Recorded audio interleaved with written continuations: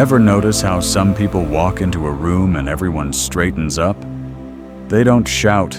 They don't try to impress anyone.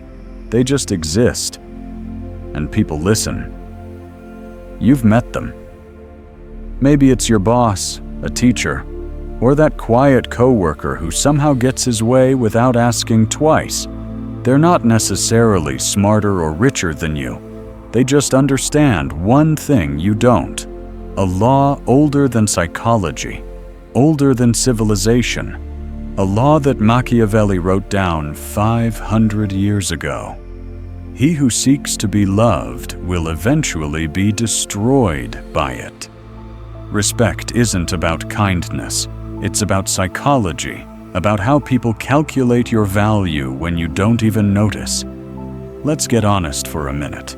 Someone cuts you in line, and you say nothing. A friend cancels plans 3 times, and you still show up when they text.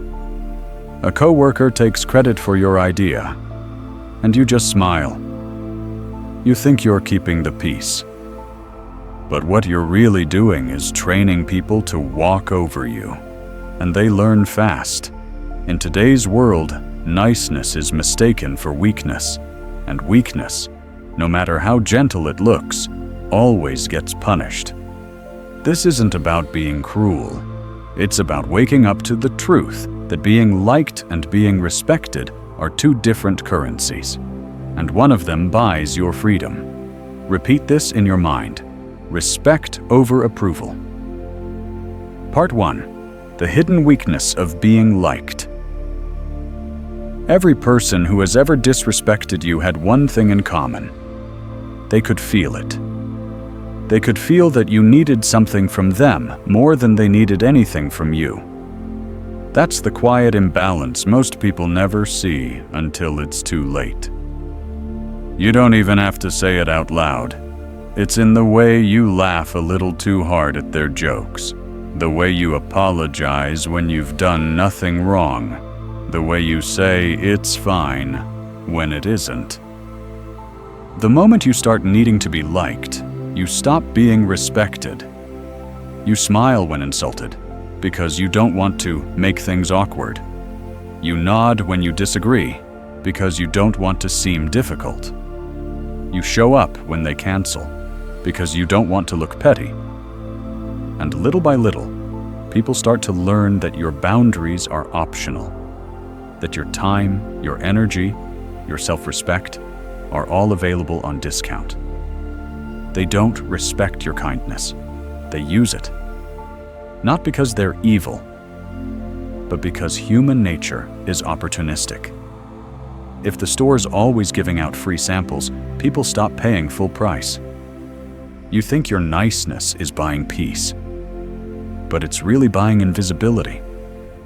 Now ask yourself, the people you truly respect, are they the ones constantly seeking approval? The ones who check if everyone's comfortable before saying what they think? Or are they the ones who can walk away from a room and still sleep peacefully that night, knowing they didn't betray themselves? In America, people call it being chill, not caring too much. But under that surface calm is something ancient, a principle Machiavelli wrote about 500 years ago. The less you need someone's validation, the more power you hold over the relationship. Let me tell you a story. There was a man named Tom, worked in a marketing firm in Seattle, early 30s, polite, agreeable, dependable, the kind of guy everyone liked but no one noticed. He was the first to volunteer for overtime, the first to say yes, the last to complain. He laughed at his boss's bad jokes, stayed late to fix other people's mistakes, covered shifts for coworkers who never thanked him. He told himself it was good karma, that being nice would eventually pay off, but it didn't. After 5 years, newer hires were getting promoted over him. His ideas were being taken and presented by louder voices. His boss once told someone at lunch, "Tom's great, but he's too easy. too easy to interrupt, too easy to use, too easy to ignore. And that's what broke him. Not the overwork, not the exhaustion, but the realization that being agreeable had made him invisible. So he did something radical. He stopped trying.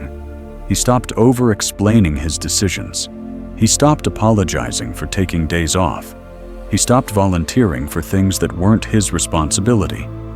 He didn't become cold or rude. He just became selective, quiet, measured. And something strange happened. A few people got uncomfortable. They said, "You've changed." But most people, the ones who mattered, began treating him differently. His ideas got more attention. His time got more respect. His boss started asking, not assuming. Tom didn't change his job title. He changed his psychology. Because the truth is simple. When you stop chasing approval, you start commanding respect. Machiavelli would have called it the power of consequence. When people realize that crossing you has a cost, even a subtle one, they adjust their behavior. They measure their words. They remember your boundaries. And when that happens, you don't have to raise your voice. You don't have to prove anything. Respect comes quietly, the way dawn replaces the night. Not because the night lost, but because it finally knew when to end. Part 2. The dark power of respect. People often mistake admiration for respect. They look similar from a distance, but they are nothing alike. Admiration is easy. It's what you feel for someone talented, charming, or beautiful. It's what we give to athletes, influencers, or actors we'll never meet. It's cheap, a kind of emotional applause that costs nothing. But respect is something else entirely. Respect has weight. It has consequence. You don't admire someone because of what they'll tolerate. You respect them because of what they won't. You can admire someone's skill, but still interrupt them. You can find someone attractive, but still take them for granted. You can say you love someone, and still treat them carelessly, if there's never a cost to your behavior. That's the truth most people don't want to face. Respect doesn't come from talent. It comes from boundaries. It starts the first time you say no and mean it. It starts when you stop explaining yourself to people who don't deserve explanations. It starts when people realize that access to you is a privilege, not a right. A woman I met in New York told me a story that stayed with me. Her name was Claire. Late 20s, designer, kind eyes, the sort of person people instantly liked. She was the nice one in her group, always the first to pick up the phone, to listen, to lend. When friends needed a favor, they called her. When they canceled last minute, she forgave them. When they vented for hours, she stayed up listening, nodding, comforting. She thought that was love, that being needed meant being valued. But one week, she burned out. She muted her group chat and didn't reply to texts for 2 days. No drama, no message, just silence. Half of those friends disappeared. No calls, no follow-ups. The same people who once needed her every day simply vanished. And that's how she learned one of the hardest lessons in adult life. Some people don't love you. They love your availability. They love the version of you that says yes. They love the convenience, not the connection. When she told me this, she wasn't bitter, just clear. She said, "I realized that my kindness had become my prison." So she changed. She stopped apologizing for resting. She stopped replying right away.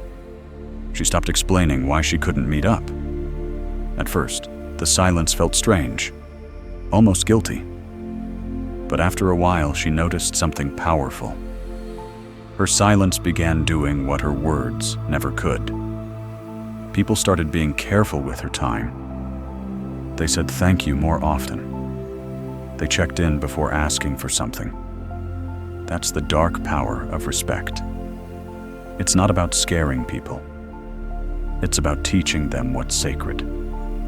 It's about showing, through quiet action, that there's a line they can't cross twice. You don't have to raise your voice. You don't have to prove anything. You just have to let your absence speak where your presence was once abused. Men are so simple, Machiavelli wrote, that he who deceives will always find someone willing to be deceived. People will always test you. They'll test how far they can push, how much they can take. They'll test whether your no really means no, or just convince me. And the price they pay depends on you.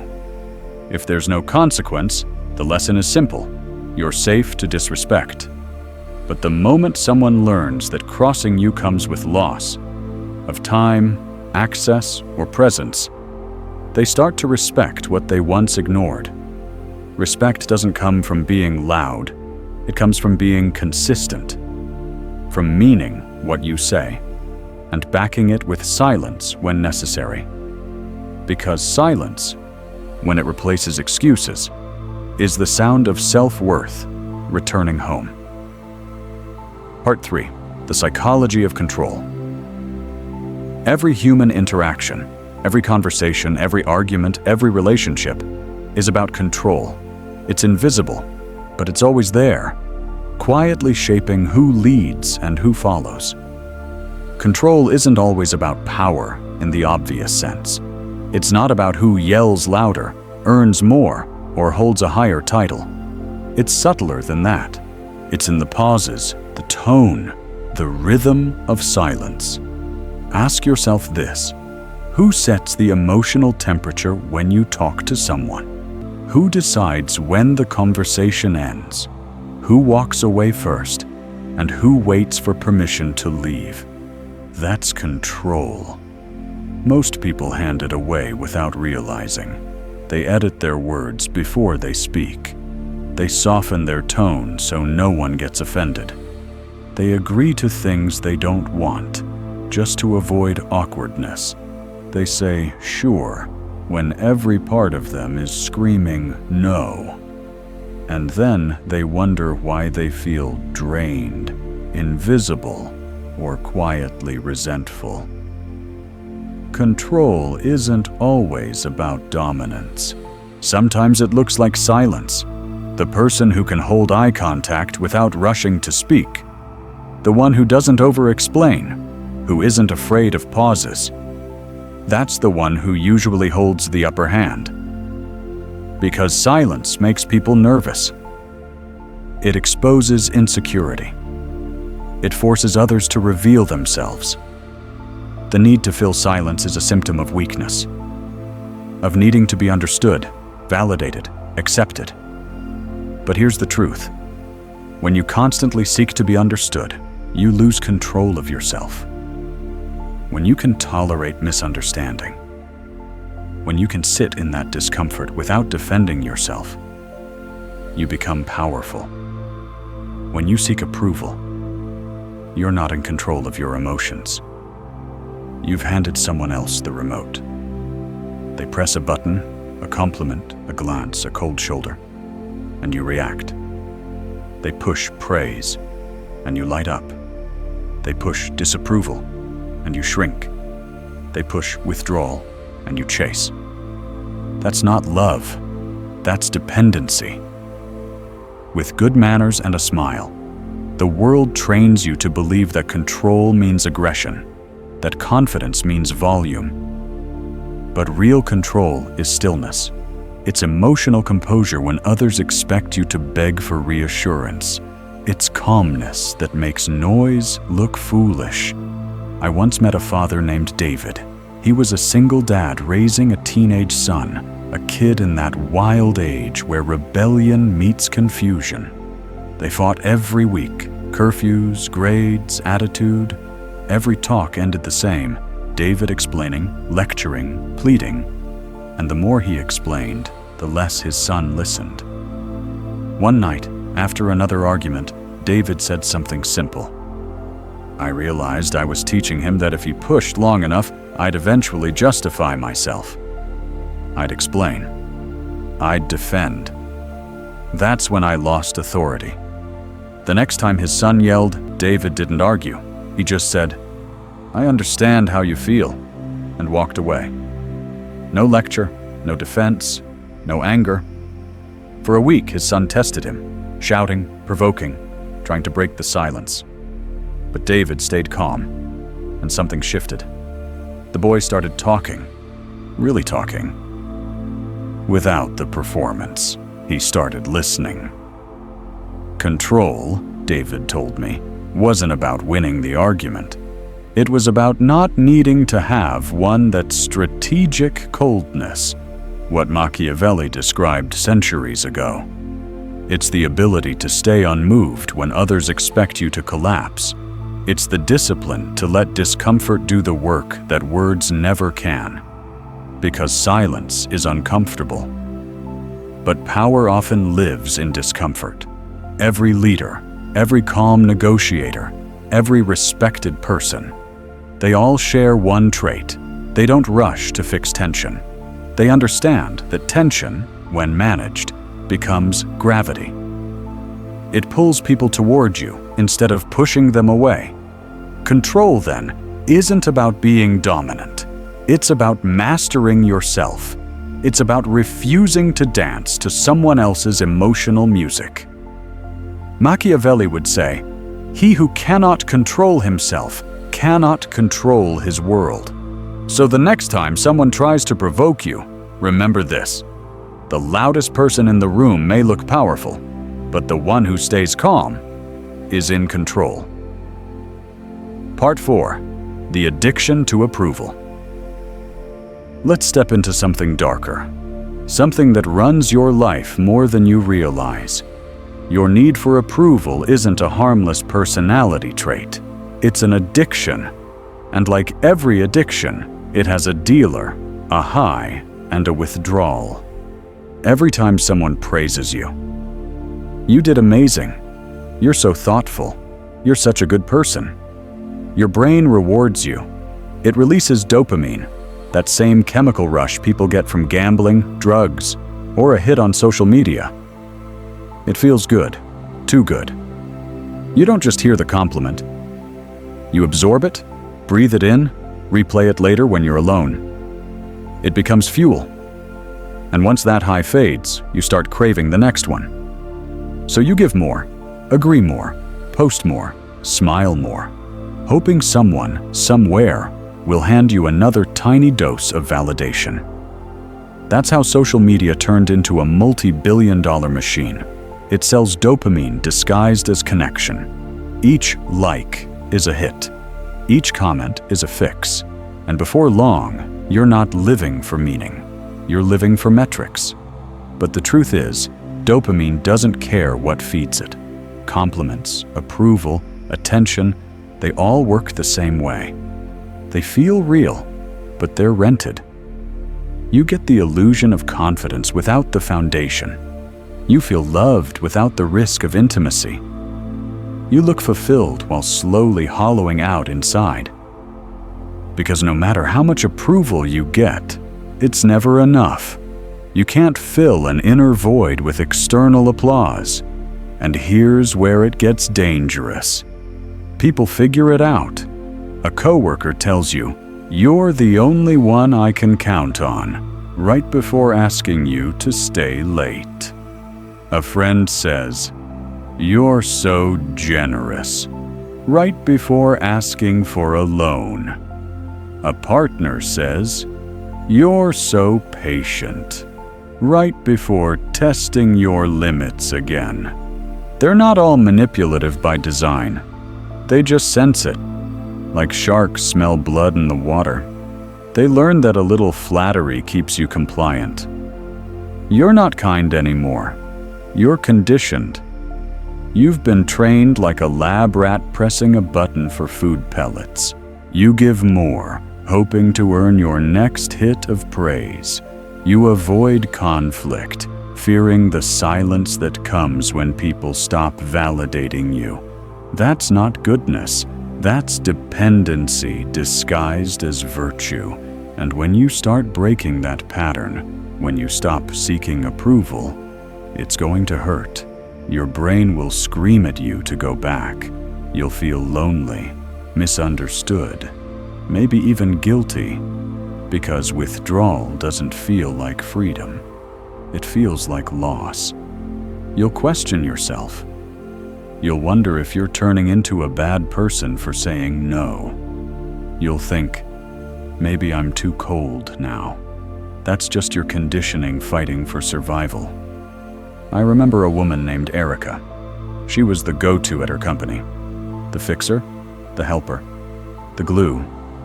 If someone needed something, they went to her. She always said yes. Her boss adored her, until she stopped. One Friday night, he came to her desk with that same line. "Erica, you're amazing. Could you stay just one more hour?" For the first time, she looked up and said, "No." He blinked. "Are you okay?" She smiled. "Yeah, just done." The next week, he stopped complimenting her. The week after, he stopped asking. 2 months later, she got a job offer from another department. A promotion, same company, different boss. When she told me, she said, "The weird thing is, I didn't even ask for respect this time. I just stopped asking for permission." That's what happens when you detox from approval. You stop being manipulated, and you start being noticed. Machiavelli once said, "He who neglects what is done for what ought to be done will sooner bring about his ruin than his preservation." We could translate that like this. If you keep chasing who you should be, polite, pleasing, perfect, you'll destroy who you actually are. Because should is the language of control. It's how society tames you. It's how guilt keeps you predictable. But when you stop chasing what people say you ought to be and start becoming who you choose to be, the world shifts. At first, people will resist it. They'll call you distant, arrogant, selfish. But secretly, they'll respect you. Because deep down, everyone wishes they could do the same, and eventually, they'll adjust. Because respect always replaces approval when the craving ends. Breaking free from approval isn't about rebellion. It's about peace.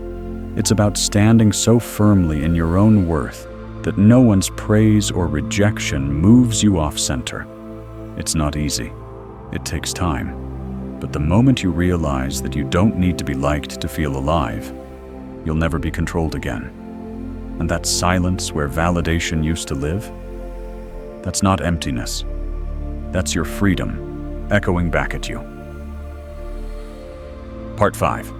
The 6 Machiavellian Rules of Respect. Now let's get practical. 6 laws, cold, simple, and absolute. Break them, and you'll lose respect. Keep them, and you'll never have to demand it again. Rule 1. Speak less, act more. In a world drowning in noise, silence is power. Everywhere you look, people are talking, explaining, defending, oversharing, desperate to be understood. But the ones who hold real authority don't waste words. They let silence do the heavy lifting. The moment you over-explain yourself, you give away power. You show that you're seeking permission, not conviction. Words meant to clarify often end up diluting your presence. The people who speak briefly, then act decisively, create gravity. They draw attention without trying. Their restraint makes every word count, every gesture matter. When someone disrespects you, don't turn it into a speech about boundaries. Just leave the table they take for granted. When someone crosses a line, don't announce the rule they broke. Just show them there are consequences. Quietly, cleanly, without emotion. Silence isn't weakness, it's strategy. It's how you make people sit with their own actions instead of drowning them in your explanations. Raymond Carver once wrote, "Sometimes the silence between words says everything that words can't." That's not just poetry, that's psychology. Because silence makes people question themselves. It unsettles them. It reminds them that your peace doesn't depend on their approval. So speak less, act sharper. Let your absence echo louder than any argument could. When you stop explaining yourself, you stop giving people the power to misunderstand you. Rule 2. Never chase approval. Nothing destroys respect faster than chasing it. The moment you start pursuing someone's approval, you tell them, often without words, that their opinion holds more weight than your own. It happens everywhere. In dating, at work, even among friends. A man keeps texting a woman who replies hours later. He double texts, cracks jokes, tries to win her attention. She doesn't lose respect because she's cruel. She loses respect because he exposed his need. Neediness is never attractive. It smells like desperation, and people instinctively pull away from it. Respect begins when you stop chasing what's running from you. When you no longer feel the need to prove your worth to those who don't recognize it. Indifference is magnetic. Not arrogance, indifference. Because indifference says, I value myself enough not to beg. It's the quiet power of someone who knows their worth, isn't up for negotiation. When you can walk away from people, conversations, or opportunities that require you to shrink, you rise. The ones who like you will stay. The ones who don't will drift. Both outcomes are fine. That's freedom. The moment you can look at any situation and say, I'm good either way. You don't win people over by chasing them. You win respect by walking in the opposite direction. Calm, composed, and utterly unfazed by who follows. Rule 3. Stay cold and calm under attack. When someone insults you, their real intention isn't pain, it's control. They want to pull you into their chaos, to make you react, to prove they can move you like a puppet on a string. The moment you explode, they win. Because now they've set the rhythm, and you're dancing to their tune. But when you stay calm, when your expression doesn't flinch, your voice doesn't rise, your pulse doesn't betray you, they lose the only weapon they had, your reaction. A man from Chicago once told me a story I never forgot. The first time my ex screamed at me, he said, I screamed back. It went nowhere, just noise. The last time she screamed, I laughed. She never tried again. That wasn't mockery, it was power. Because coldness isn't cruelty, it's discipline. It's emotional control sharpened by experience. Most people can't handle tension. They rush to defend, to explain, to prove their innocence. But the person who stays composed under pressure commands the room. When you refuse to react, you make others reveal themselves. They expose their insecurity, their instability, their need for control. Meanwhile, you remain untouchable. Still, clear, deliberate. Machiavelli would have called this mastery of appearances, because nothing terrifies manipulators more than a person who can't be emotionally moved. Emotional control is the highest form of power. It's how you win wars, without ever raising your voice. Rule 4. Stay unpredictable. Predictability is weakness. The moment people can predict your next move, they start managing you, shaping your reactions, steering your choices, using your patterns against you. In business, in relationships, even in friendships, Predictable people are easy to control. You can see them coming from a mile away. They always say yes, always show up, always explain. There's no mystery, no edge, and without edge, there's no respect. Unpredictable people, on the other hand, command attention. They can't be exploited because no one can quite figure out where the line is, or when it might shift. Sometimes, be generous. Other times, say no without explanation. Sometimes, be social and open. Other times, vanish for a week. You're not doing it to manipulate. You're doing it to remind people that you belong to yourself. Machiavelli wrote, "It is safer to be feared than loved." He didn't mean cruelty, he meant uncertainty. Fear in this sense is not terror, it's caution. It's the awareness that crossing you has unpredictable consequences. Be consistent in your values, not in your reactions. Your integrity should be stable. Your strategy should never be. When people can't predict your next move, they stop taking you for granted. They pause before they act.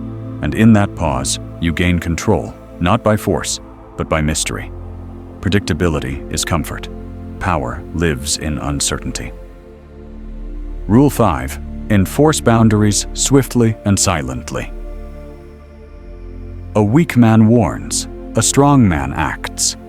The moment someone crosses a line, your response, or lack of it, teaches them exactly who you are. If you let it slide once, you've told them it's free. If you act immediately, you've told them it's expensive. Boundaries lose meaning when they're spoken too often. Every extra explanation turns strength into negotiation, and negotiation invites manipulation. When someone disrespects you, don't lecture them about it. Don't justify why it bothered you. Just change your behavior. Withdraw access. End the conversation. Step back. That silence, the sudden absence of your energy, will say everything. People hear silence louder than they hear words because it forces them to confront themselves. A man who enforces boundaries doesn't need threats or anger. He doesn't need revenge or an audience. He simply acts calmly, immediately, without emotion. Machiavelli might have said it this way: "Power isn't in how loudly you defend yourself, but in how quietly you correct others." Because warnings are for people seeking permission. Action is for people who already have authority. So stop announcing what you'll tolerate. Start demonstrating it. No raised voice, no lecture, no drama. Enforce your boundaries swiftly and silently, and let your absence become the consequence. That quiet response will echo longer and hit deeper than any confrontation ever could. Rule 6. Use scarcity and distance as power multipliers. Scarcity makes everything valuable, and that includes you. The more available you are, the less people appreciate your presence. The more forgiving you are, the less they fear losing you. It's human nature. We crave what's rare and take for granted what's constant. I had a friend once, a good man, kind to everyone. He answered every call, replied to every message, showed up whenever anyone asked. At first, people loved him for it. Then they started expecting it. And when he stopped being everyone's rescue line, when he stopped answering right away, half his circle disappeared. But the half that stayed, they treated him like gold.